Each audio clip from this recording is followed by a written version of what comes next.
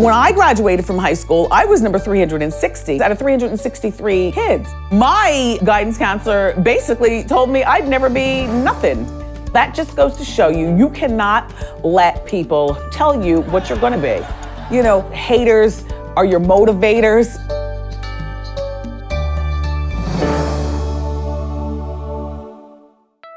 I've always felt like an outcast. I come from an academically astute family.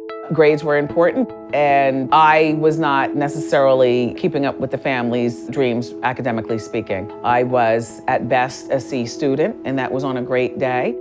I was always told I speak well. So I left for college, and I majored in communications.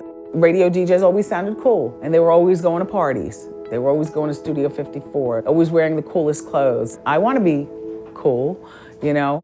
In 1988, I landed a job at Hot 103 here in New York. I rounded out the air staff by doing overnights, midnight to 5:30 a.m., sitting overnight and playing music, and all the buses were pretty much asleep, but New York is very much alive after midnight.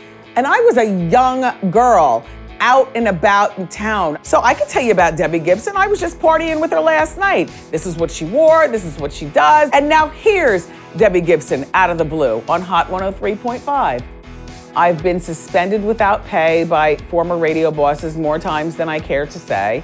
You know, people who had been upset with me in radio were not used to the wave that was about to bombard celebrity, and the wave is here. It's a full-blown tsunami. Hopefully, celebrity culture now is more understanding of, if you're not talked about, you might as well be dead. One of the components that makes this talk show successful is that I don't mind sharing.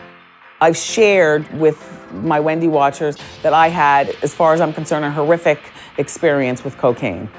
It lasted a good 10 years of my life. I was functioning. I was never broke. I never got fired from a job because of it. But that's one of the many experiences that makes me the person that I am today.